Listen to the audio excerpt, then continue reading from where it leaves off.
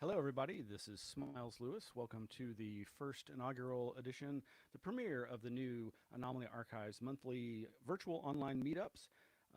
Some of you may have heard about the things going on around the world that have had a lot of people and organizations, institutions having to change up how they do their normal things, their normal everyday operations, their special events, and their in the flesh, face to face get togethers. And this is another one of those such kind of ripple affected situations. The Anomaly Archives is a nonprofit here in Austin, Texas, that is a 501c3 scientific anomaly institute focused on the goals and missions of preservation of UFO and anomalous research related materials, as well as the public education of the public of those archives and the findings by the researchers whose materials we preserve.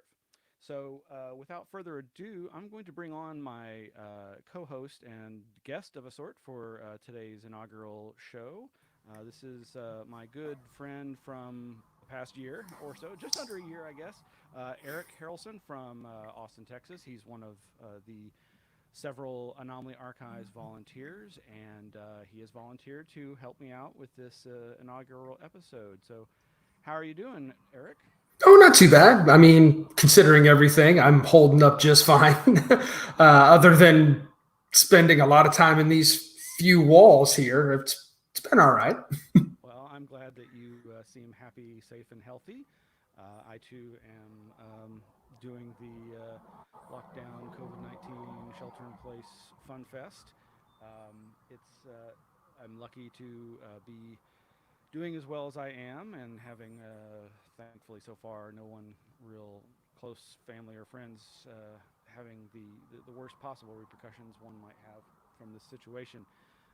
So, being as lucky as we are, I think it's great that we can do this thing and share our with our audience the kinds of activities and materials and ideas and topic areas that the Anomaly Archives has been focused on these past, whoa, what is it, 18 years? Oh, wow.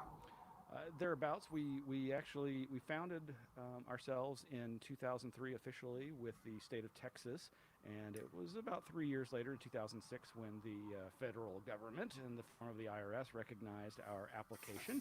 So, depending upon where you want to place the nonprofit status, and in fact, it probably really goes back to 2002 when a group of friends and I all met together to discuss my crazy idea of starting a weird book library focused on all these anomalous topics. And it's been a long, strange trip ever since, and it's recently gotten even stranger.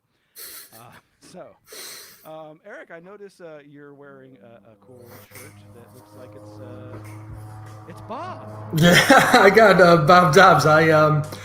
I became a Reverend Doctor of the Church of the Subgenius not too awful long ago, a few years ago. For the reason that everybody does it, I wanted to. Friends of mine wanted me to be their officiant at their wedding, and That's the way to do it. I decided to not do Church of Satan, even though that's what I was likely going to do, just because it's somebody else's thing and they've got family, and why push it?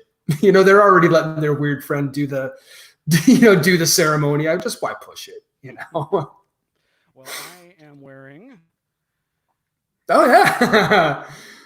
the hide and seek champion T-shirt. I've seen some other Man, he's good. with the same idea. Yeah, he's good. He's real good at it. Mr. Foot. Hey, Big, how's it going? Mm. Yeah, and in fact, I've got my beverage of choice here, which has you can't probably see it very well, but there's a Loch Ness monster at the fill line. Oh yeah, I can see the etch. Really cool. I like it. I don't I don't have a beverage. I guess I drank all mine. You It should. was in a House of Torment coffee cup. If that's fun. Nice. Stay hydrated. Mm. In the past several months, the Anomaly Archives had been moving towards having these monthly meetups at our Mhm. physical location, just southeast of downtown Austin, Texas, right on the northbound IH-35 frontage road. We're Mhm. actually at 55 North IH-35 at the corner of the frontage road and Lambie Streets, right before you hit Holly, which when it hits I-35 becomes River, and that new 6th Street alternative, Rainy Street, Hmm. high development area. And we, of course, we share the physical location with a number of other awesome nonprofits, including our landlord, the Extended Care for Kids, which has recently merged with Austin YMCA. So, and there's also our great neighbors that I really miss seeing on a regular basis.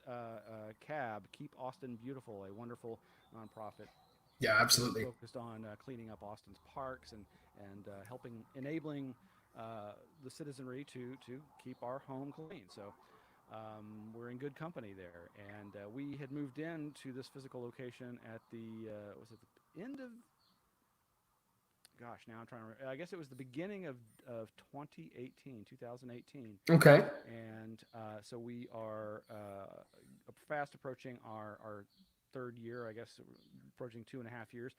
And as I say, we had started this monthly meetups, and we were going to do a series of events, and we did one or two of them, including some good friends of mine.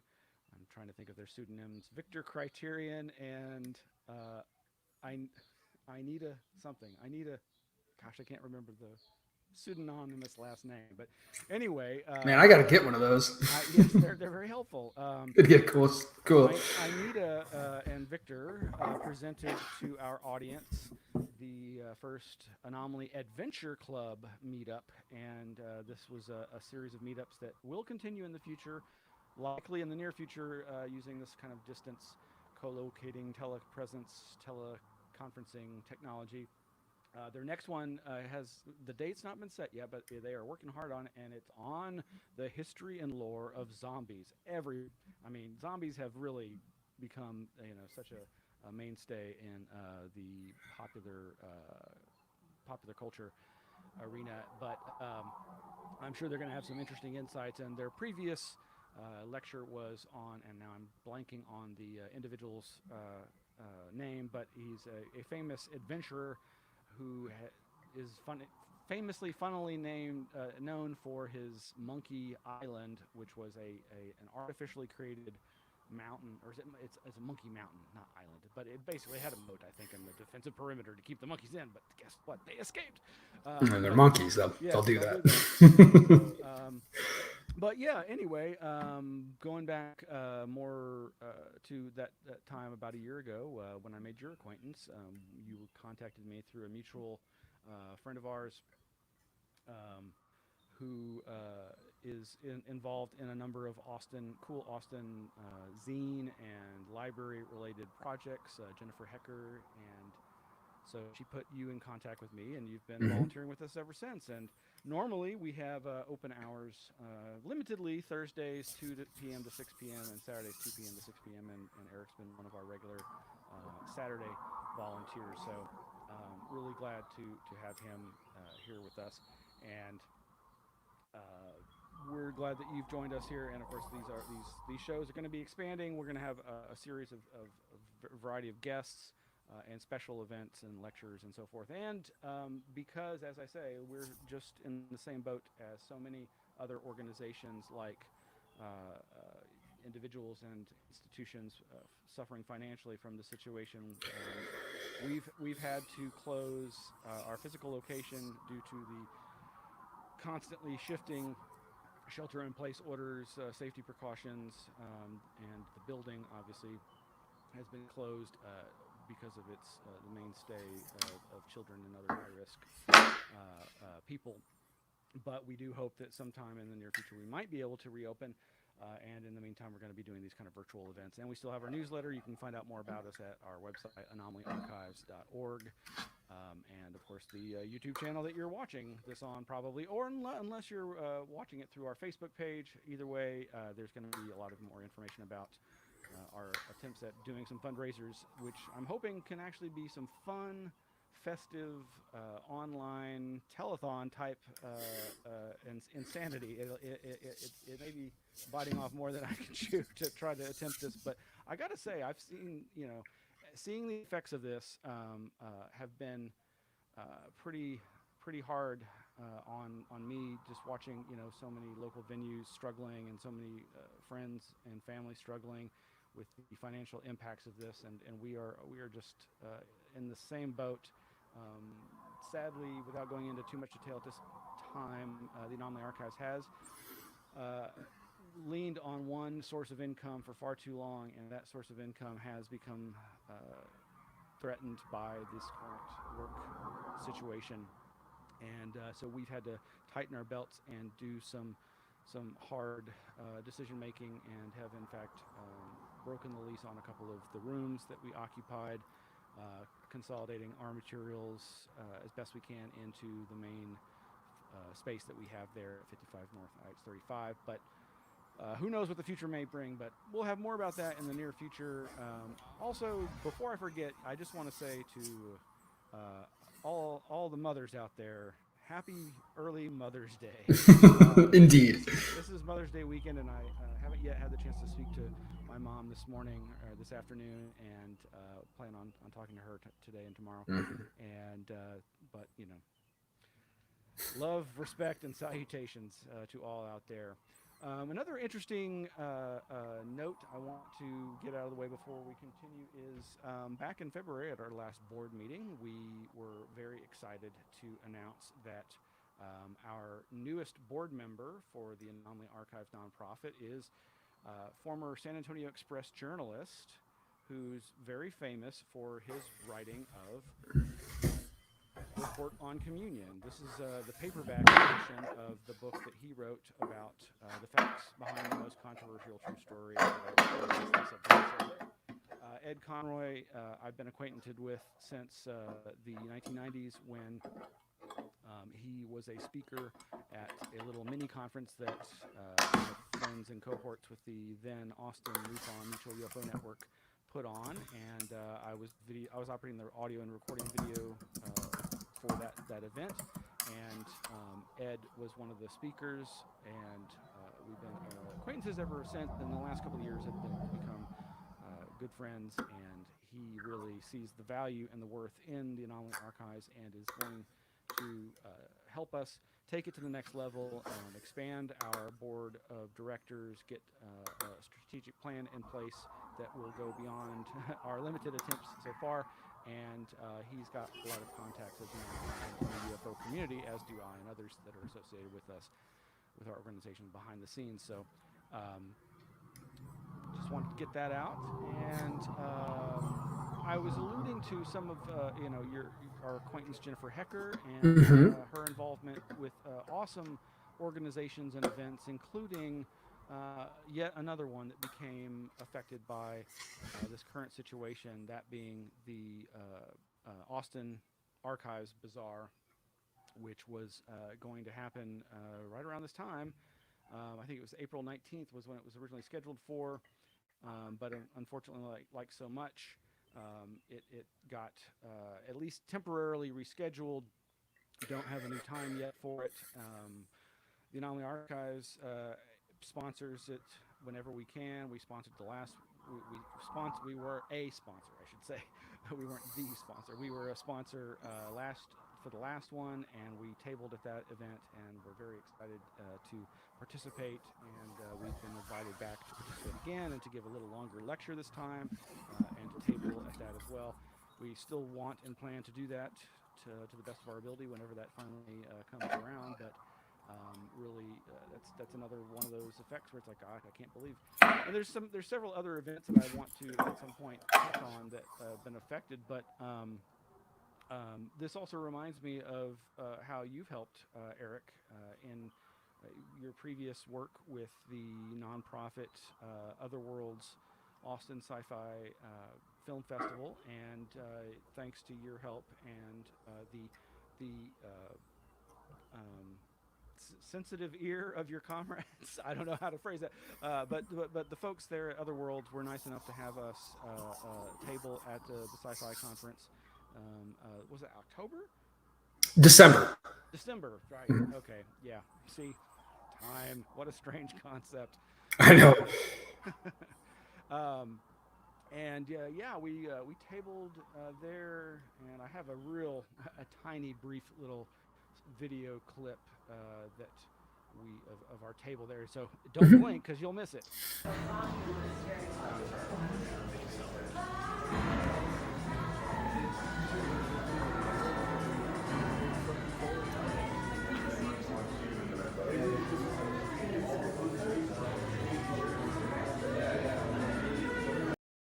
And that was one of the quieter moments in between sessions, and where I was just videotaping the table, obviously. And but very thankful to have participated. That was a very successful outreach event for the Anomaly Archives with other volunteers and friends helping out with that.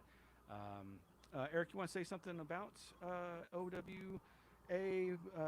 while we're on the topic? Oh, absolutely. I started working with OWA, formerly OWA. Instead of Otherworlds Austin, they're Otherworlds Film Festival, so they're OWFF now. Recently, but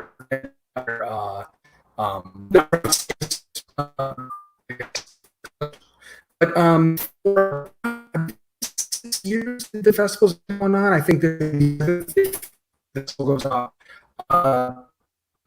The Otherworlds Festival is a science fiction and horror driven exclusive festival showing short films and feature length films done by strictly independent filmmakers.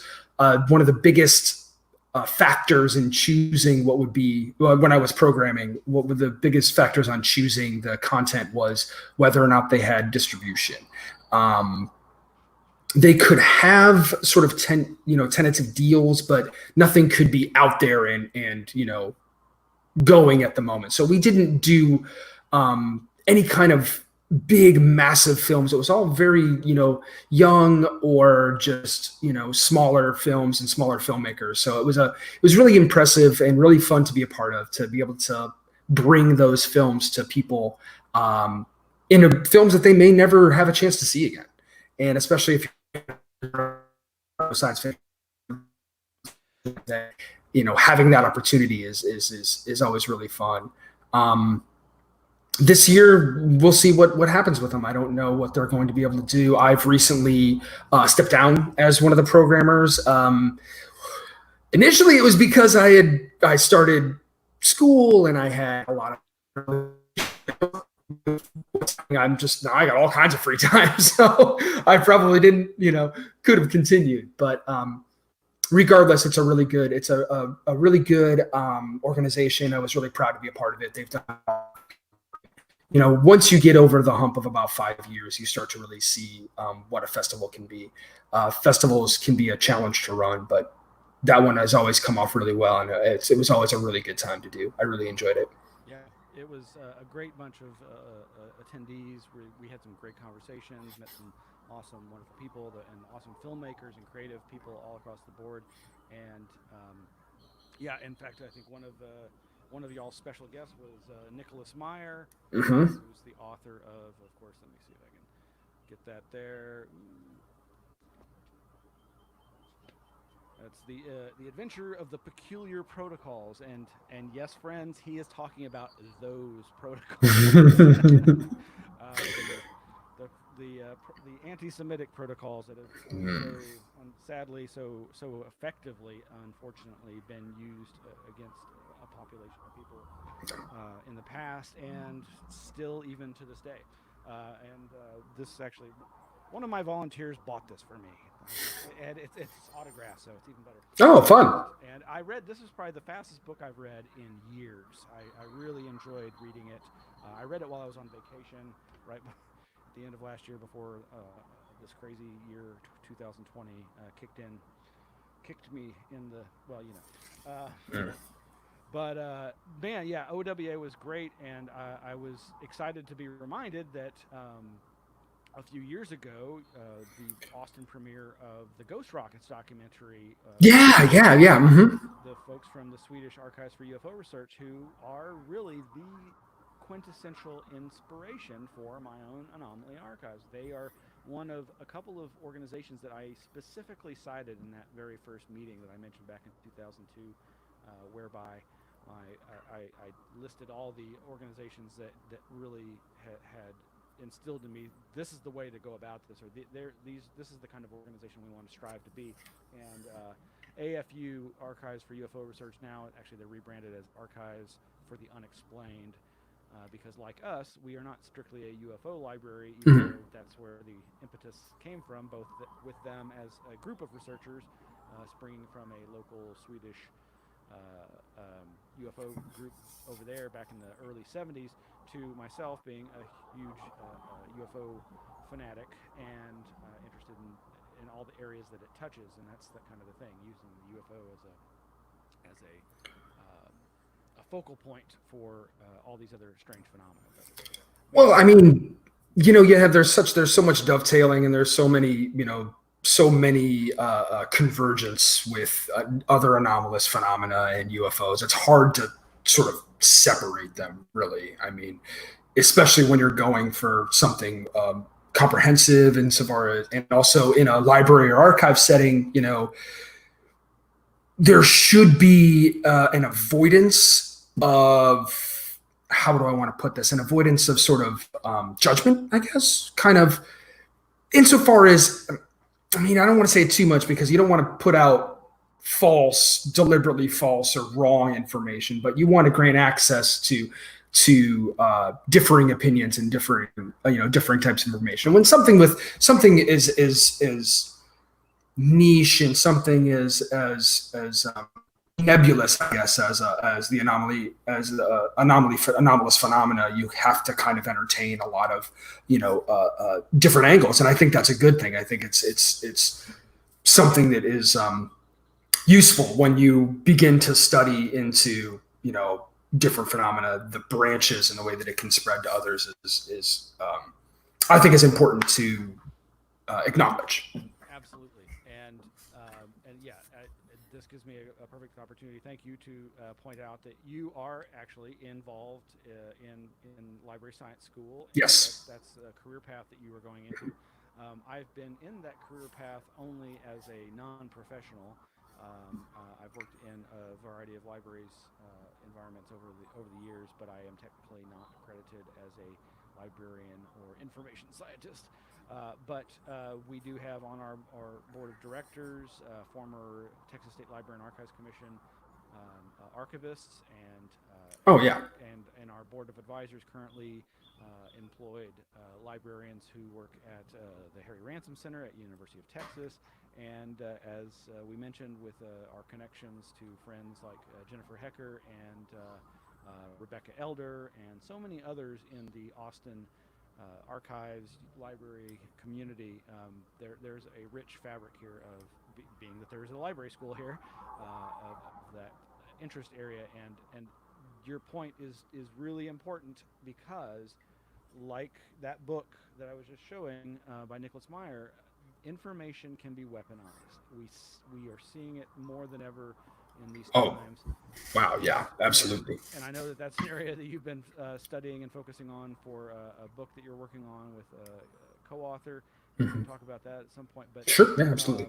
Just it's amazing to me. I mean, obviously anything can be the focal point for madness or unstable psychological characters.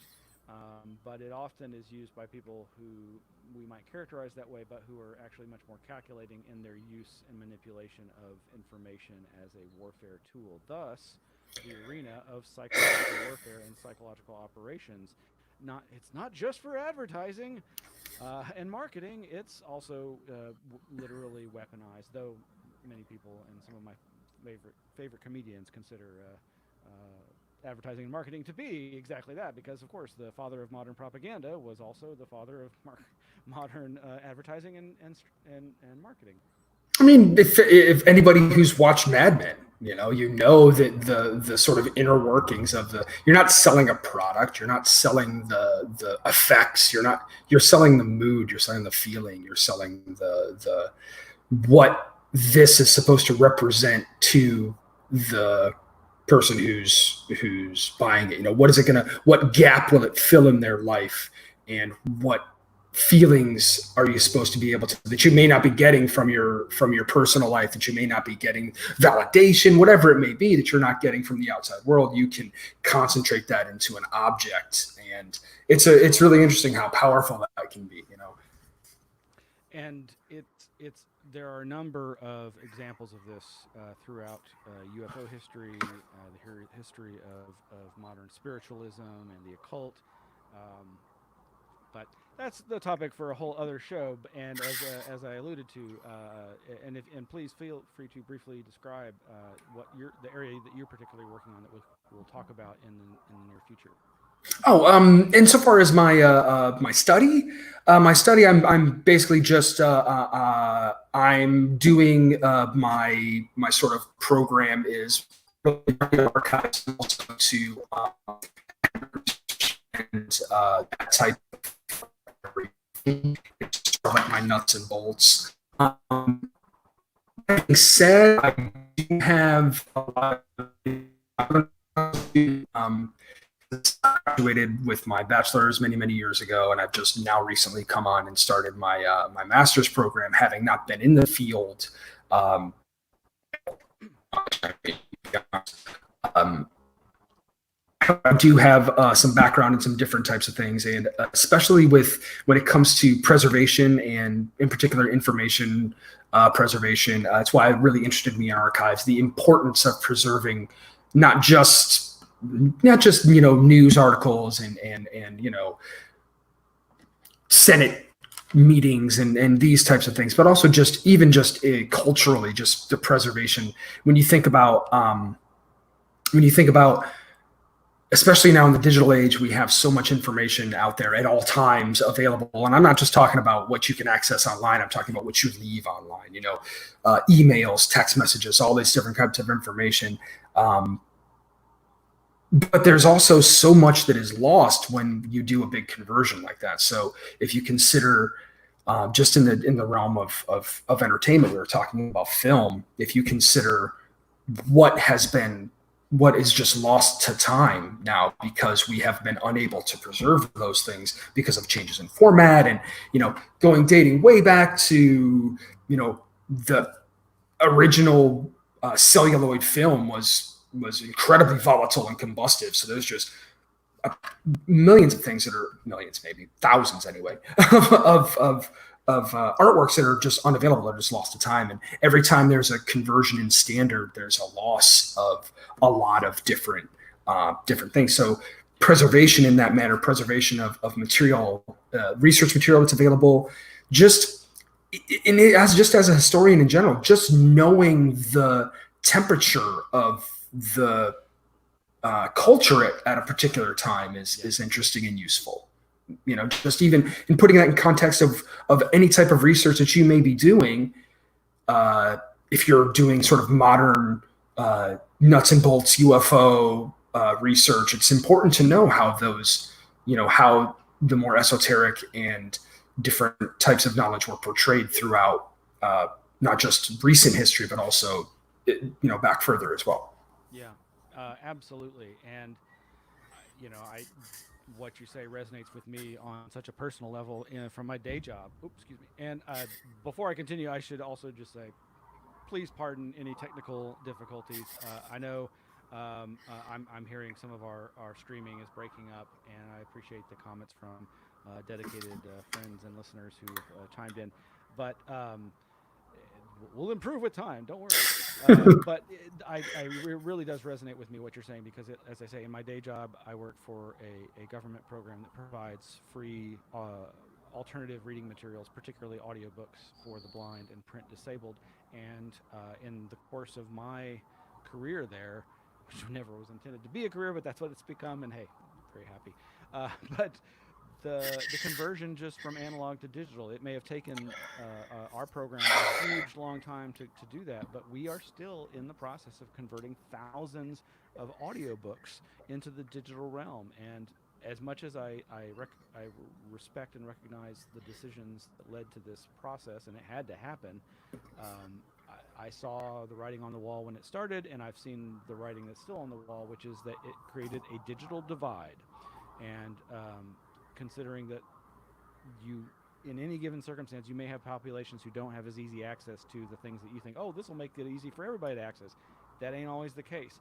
And I'm also reminded of so many awesome Austin nonprofits like AFS, Austin Film Society, and others, the AGFA Society, and all these that are trying to preserve exactly that, this film stock that's being destroyed through time and sometimes improper storage or just It just expires. It just just like the physical form. deteriorates. Yes, it Yeah, I deteriorates. mean, Second time law of pun- thermodynamics. yeah, time punishes us all. So I mean, but in particular, format conversion, but also material too, is I originally considered trying to focus in on sort of film preservation because I do have a little bit of a background with film. I've done some, not a whole lot. I don't want to oversell myself here, but I've worked for movie theaters and I've done a little bit of projection, and I sort of grasp the different the importance, not just the if I made your film, and like, you kind of understand how to make it work. But I considered specializing in something like that. However, it is when you specialize so narrow like that, you do kind of limit your abilities. You limit your ability to, uh, find work or just find something that you can actually with which you can contribute. So, but it's interesting that you mentioned, just mentioning preservation and mentioning those different things. Like, you don't think about. There's an alarming statistic. I want to say, I don't remember it exactly, but it's something like even now we're still like a third of the U.S. population just doesn't have access to the internet. I mean, you think about these things that we take for granted that we have every day. We've got phones in our pocket that have access to the internet right now at all times, and we have all this digital, all this digital information that zips up and back and forth. I got 15 different streaming services on my television and all these different things. But when you consider that there's still major parts, large swaths of America that just don't have access to that, either because of financial concerns or because of infrastructure concerns. There's just those the sort of conversion in that way, and the sort of availability of digital information and the flow. Um, it still is really important. Like, it's really important to be aware of that and to try to preserve and make available those resources. And that's why, in my opinion, libraries in general are so incredibly important.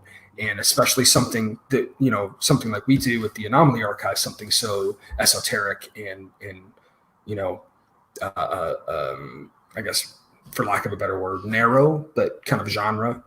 It's important because a lot of those books may or may not make it into the large preservation projects that are, say, Library of Congress or other major library publications. You may not be able to have that type of material preserved, and I think that's it. I think that's Yeah, it's and I won't name the researcher, but there's a researcher who's a friend and writes a lot of material and does great work, I think. And he posted online in response to some of the news articles from this past year.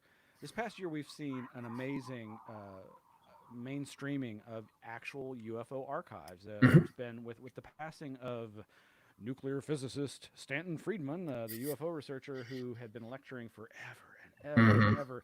Great, sweet guy. Gave probably more UFO lectures than anybody else out there. He passed away, and thankfully he had secured a he was Canadian and had secured a local archive and library to take on his material. And believe me, it was one of the least organized, most chaotic collections out there. It's kind of, there's some legendary photos showing showing that. Oh, before I gotta here acknowledge. Hey Carlos, yes, space pod. That's right. Thank you, Carlos. Carlos, good friend, long time listener to everything I've been up to all these years now. But yeah, this person was like saying, "Oh, I think it's more people get all hung up on it's more about nostalgia because they want to, look at these materials." And I'm thinking to myself, dude, I know you have benefited from several specific UFO related archives and just archives in general where he has done his research, and it's like I get what he's saying, and this person was also talking about how he doesn't even keep his own materials because everything goes into his book. And I'm thinking to myself, so are you saying that you would delete? And maybe he's I think that's just traffic noise from out from dude, out my there's a window. plane. It's about to hit your. Everything's locked up. I think it was a garbage truck going down the freeway. So. But he was, I was just thinking. So okay, I know this person's conducted audio interviews of people, and while you may transcribe that and say that, oh, okay, everything I do is in your book, if that audio is not in the book, which of course it's not, it's paper, there is something to be said about hearing the original recording, hearing the inflection in an interviewee's voice and that sort of thing. But these are obvious, and I know that he would concede those issues. But yeah, it was amazing last year watching this unfold as not just Stanton Friedman's archives, but still living Canadian researcher Chris Rukowski, who's a professor and UFO researcher of much repute. Actually, he's Chris Rukowski is one of the contributors of this UFO anthology, of which I am also a contributor, and he's more conservative, and his essay in that book is all about belief and how that is really what the easiest thing to study in these phenomena, besides trying to go behind the how and the why and the mechanisms, is the social aspect. And I know that that's an area that you and I have talked about a lot. But Absolutely. Chris is he's donating his collection to a community university there. Another conspiracy researcher friend of mine, Ken Thomas, who used to publish Steam Shovel Press. He actually he's going to be a guest at some point. He's an archivist, or he used to work in the archives. He's since retired, and he's donating his collection. I believe it's to the same university at which he worked, which is that's, you got that connection, use it. Hey, and that's really what this all comes down to. Is as much as I would say, oh, please give us your archives, all you researchers out there, and that's definitely something we want to encourage. It doesn't have to be us. Just be sure to help ensure the preservation, the archiving of your research materials, and that can be something that there's also some alarming statistics when it comes to archiving in general, and in relation to sort of collections and backlogs. The vast majority of archives, whether it be university, privately run, publicly owned, whatever, are way behind in their ability to process. That's a funding problem for the most part. It does become a bit of a standards problem as well. You have to figure, depending on how long you want to take something to process. I mean, if you're talking about hundreds and hundreds of cubic feet of material, it's going to take forever to process. It just is. Unless you're able to throw lots of money at it, which means lots of people. And unfortunately, the current state of our socioeconomic situation is we very rarely are funding projects like that. We very rarely fund schools. We very rarely fund libraries. And it's just something that if you're a researcher or someone who's utilizes a lot of archives, something you can really do is just lobby and help locate donors, not donors of archives, donors of funding, yes, and other things you can help with different archives, because we are not alone in the boat that there's just we have a lot of collections to go through, and we have a lot of work that needs to be done, and that's just across the board. I mean, especially now with the assumption that everything can be found online. The drive is to try and convert all of that to digital, to try to put everything available, on the sort of library website and whatnot. And that's just not possible in the vast majority of collections. There's just so much material you couldn't possibly expect it to be available just with a click of a button. But if you look at something like, there's a lot of great work that can be done. If you want to talk about local archives too, The Harry Ransom Center is done some amazing things. And if you look at something like their Aleister Crowley collection, they have a lot of really great material there that's arranged really well. But that's unfortunately a lot of that material like that is sitting in boxes in places that you just don't have the funding or time or priority to get to. So something that you can think about is patronizing those places and going outside of just looking online to try to find your article or find your resource. Taking the time when we're able to go back, go into these places physically and talk to, just email the archivist. Talk to them about it. What do you want to know about them? Can you come in, set up an appointment to view some of the material? There's just so much you can get by going through the material, even just being in contact with the material, more so than you can by trying to research something with just, standard Google searches and a few university websites. At least I think there is anyway. Yeah, no, absolutely. And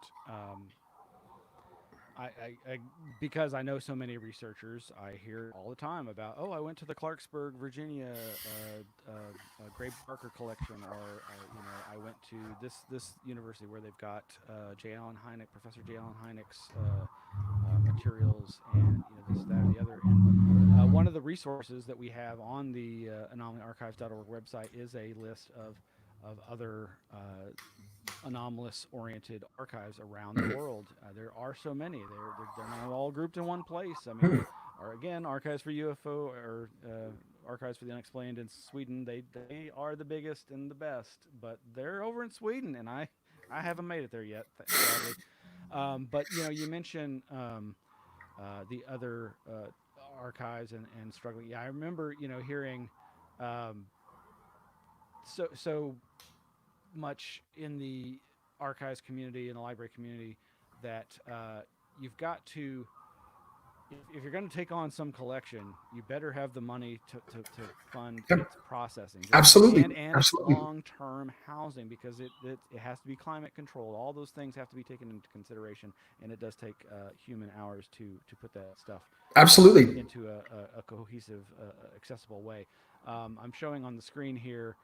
This was the event that is yet another that's been affected. This was going to be at the end of the year, October, November, at Rice University. Jeff Kripal, one of the academics in the religious studies realm, who has really been raising the sea level when it comes to making the study of the anomalous and UFO-related subjects much more respectable.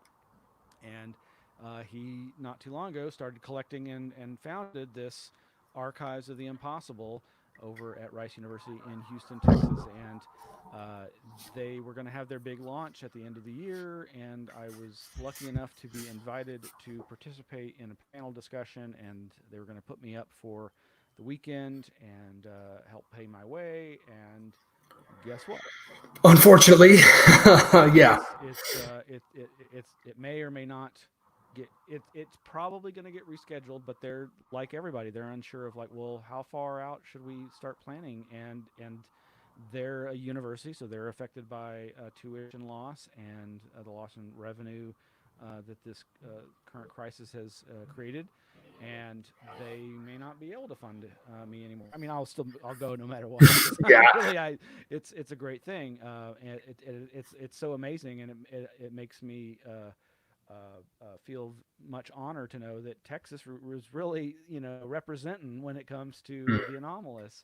Well, this particular archive is something that I've been aware of for a little while, and something that I need to.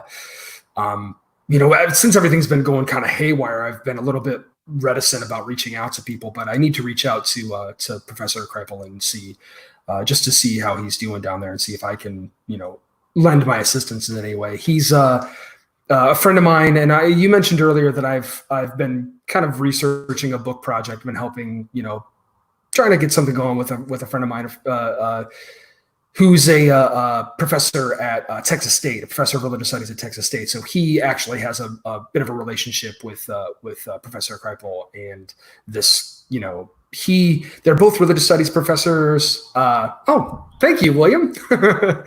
They're both religious studies professors, and my friend Professor Laycock, Joe, he specializes in the new and emergent religions is his kind of title, but he deals a lot with cults, and in particular, his past few books have been a lot about Satanism. But being that there's a lot of crossover with Professor Kreipel and his archive of the impossible, he and Joe have some interaction and have definitely share some commonality and some common interest.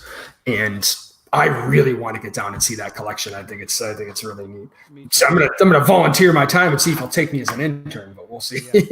Good luck with that. And I'll give you a great reference. I have had very limited interaction with Jeff, but am thankfully in contact with him. Largely due to that new board member and friend Ed Conroy that I mentioned, and others. But he and Jeff Kreipel and Diana Pasulka with North Carolina University, they're doing great stuff. Like I say, they're really raising the bar when it comes to the respectability of these subjects in the soft science arena. While there's this push in the more physical, militarized aspect of it with the long TTSA to the Stars Academy stuff, which we were going to probably touch on at some point, but I don't know if we're going to get to that. But what was the other thing I was going to mention? Among the other, since I'm thinking about among the other things, right before all this happened, when we had to at the very last minute cancel our I forget which month it was now. Gosh, but we had to cancel one of our, I guess it was our second or third Anomaly monthly meetup. And later that same day, I was planning on doing our presentation and then running to downtown where a organization called Spacecom was putting on the Spacecom Expo. And it was a multi-day event with a variety of interesting space exploration, science-oriented speakers. But none of that, I mean, that all interests me. But what it really interested me was the presentation that was going to happen from Austin's own interesting person of much repute, and that being Dr. Hal Putoff.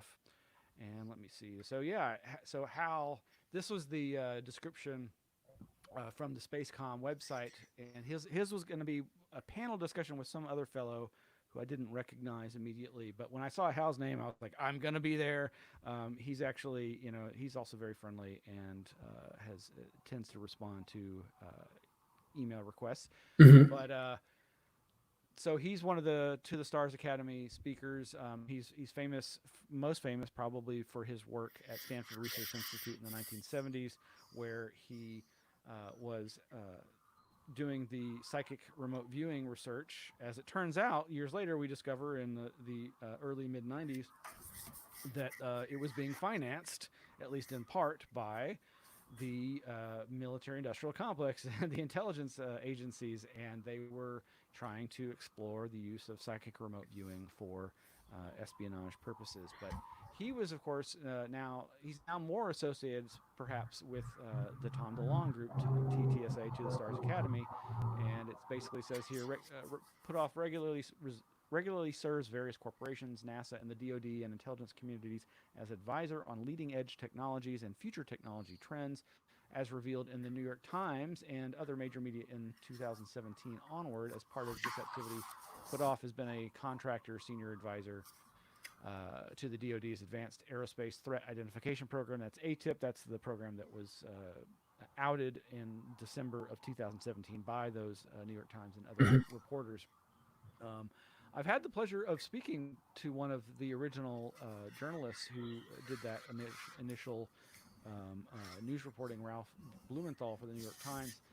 And as much as I respect the fellow, I just, it's frustrating because, okay, supposedly these are, professional researchers who have, vetted all this information for us as the public before they reported on it.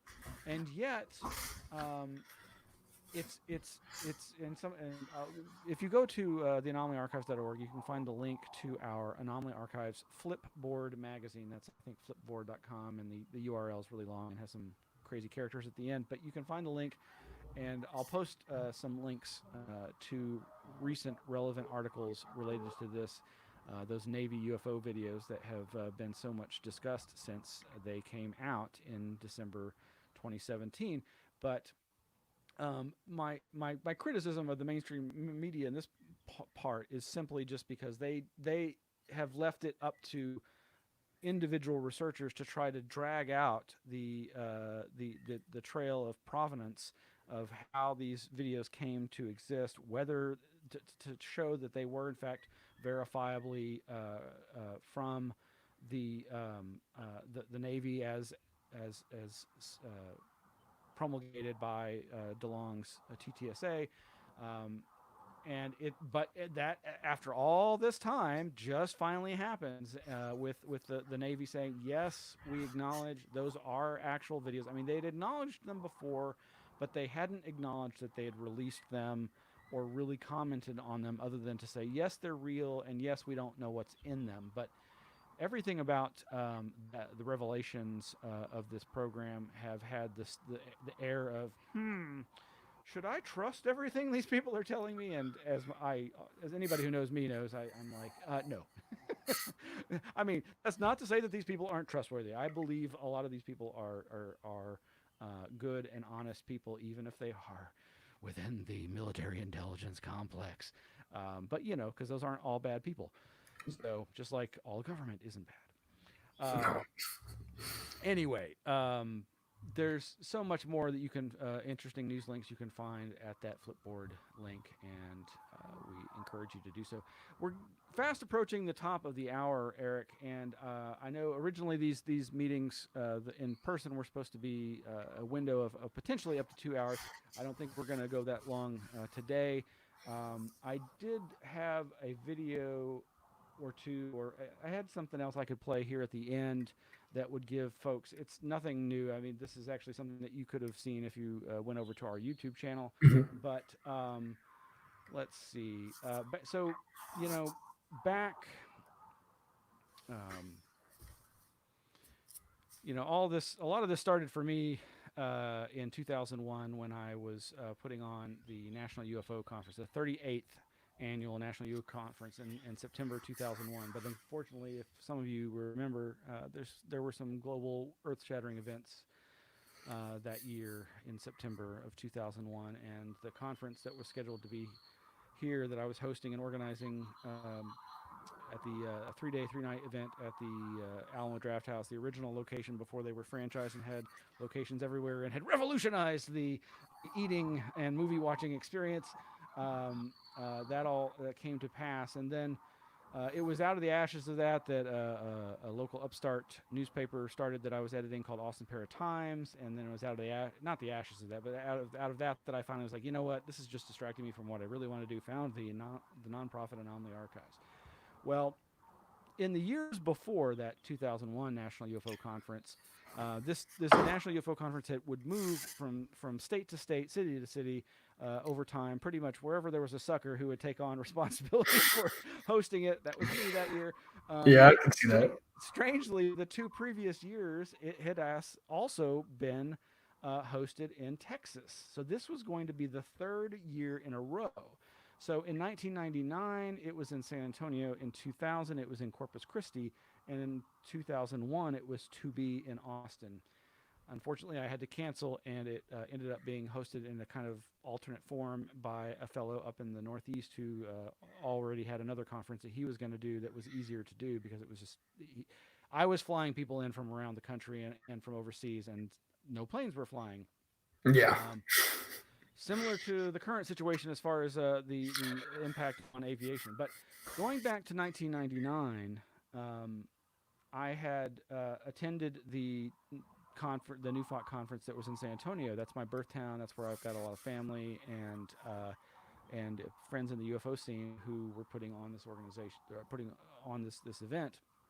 And not too long ago, I dug out the flyer for that 1999 National UFO Conference event, and also I decided to take a couple of photographs of it.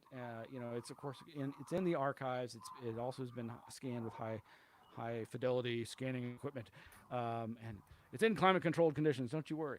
But I also had what convinced me to put it into a video form and put it on our YouTube channel was the fact that I had also stumbled upon some video footage that I forgot I had because it was on an unlabeled VHS tape. And I heard some statistic from one of the VHS documentaries about something like, some huge percentage of everything released on videotape, VHS particularly, has never been put out in any other format, hasn't been digitized. So there again is the chance for preservation. Well, this particular tape was of a local newscast covering that conference. And there's a shot. So the first part of the video is me just kind of panning over the flyer, so you can get a sense of what a UFO flyer in Texas might have looked like in 1999, 10 years ago.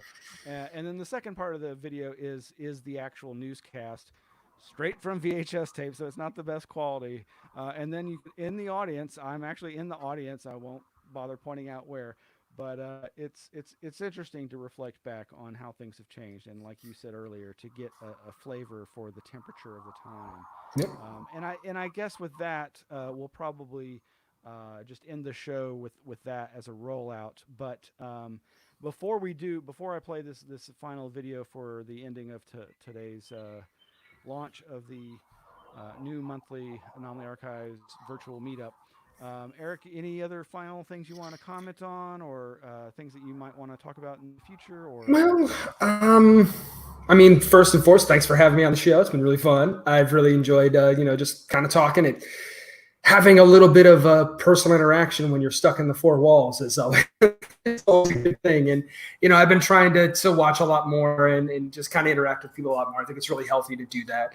I would say, to anybody out there who's listening and is interested in these kind of things, if you have the time, volunteer it. The best thing you can do, we talk a lot about funding and, we need this and you need that and you need all this power. But one of the best things you can do is just lend your elbow grease, lend your manpower to it, because those few hours that time is, it costs money to pay somebody to do something. And if you have the opportunity and you're interested in this material and you want to, help volunteer, you'd be amazed at what people will allow you to do if you don't ask to be paid for it.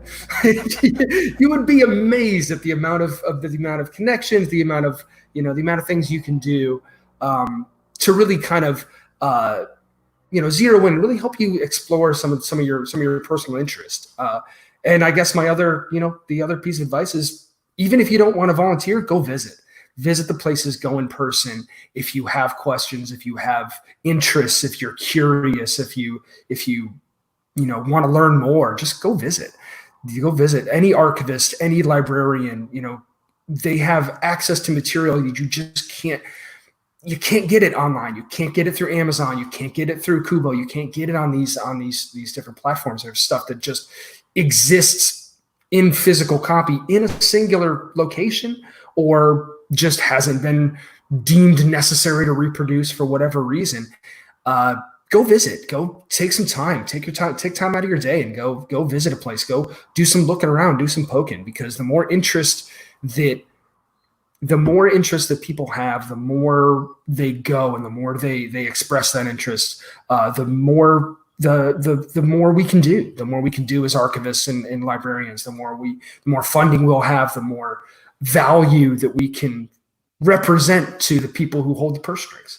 So yeah, come see us, say hi. The Austin History Center, I volunteer for the Austin History Center as well.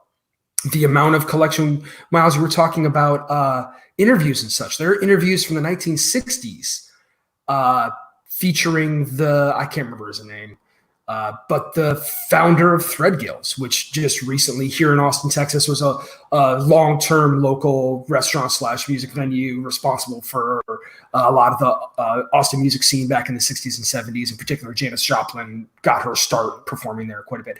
But interviews with him, and hearing him talk about these things in his own words on a recording is fantastic. And there so many different things are available in every single city you live in every single town. If you're interested in any, it doesn't even have to be the anomalous weird stuff like we like, just regular old history. Is go and try to either volunteer time or look through some of the stuff. Absolutely. Couldn't have said it better myself. Thank you so much Absolutely. for that. And thank you for joining me, Eric, and for the audience members. Stay tuned to the anomalyarchives.org website. We've got a Twitter account. We've got a Instagram account. We've got a Facebook page. We've got a Facebook group. We've got a Tumblr account. We've got a Pinterest. What the hell's a Pinterest? And all the other things. So you can tune in whatever way you like, and we'll be expanding this content generation as we move forward. So thank you so much. We're going to roll it out with that 1999 NUFOC in San Antonio flyer and local news coverage footage for you before we sign off here. So thank you all. And yeah, thank you. And thank you, Russ. Thanks for having me. I was really enjoyed this. Me too. Have a good one. You too.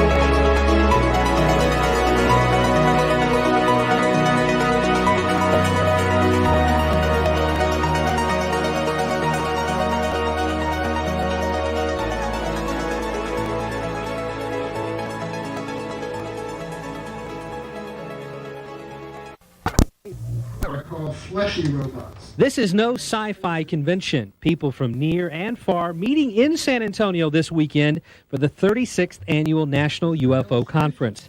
The people who attend this convention see UFOs, aliens, and abduction cases as no laughing matter. This guest is talking about the Alien Horde, a field guide approach to the unknown. Now, there are a lot of issues. It sounds out of this world, but these people truly believe. Some even claim they are the victims of alien abduction. Mary Ailshire is from Austin. I would like to meet other survivors. I want to get a support group. It's too hard for us to do this all by ourselves. Constance Clear is a San Antonio psychotherapist and author. She says her book is about 7 Texans who have been abducted by aliens, real-life people she's treated. I started a group for them. It's been meeting 3 years, going on our 4th year. And that was the best thing I could have done, is get them together, because all of them had doubted their own sanity. And after meeting each other, okay, well, they're not crazy. Theories abound on what the UFO phenomena is all about. Kevin Randall has an alternative theory on abductions. That they're not alien, in nature, but they're a combination of various other mundane things, such as sleep paralysis, vivid dreams, and just wishful thinking on the parts of many people. Well, you don't think this is serious yet? Well, some people pay up to $60 for a chance to attend this 2-day conference. A small price to pay for people who believe the truth is out there. Mark Austin, KSAT 12 News.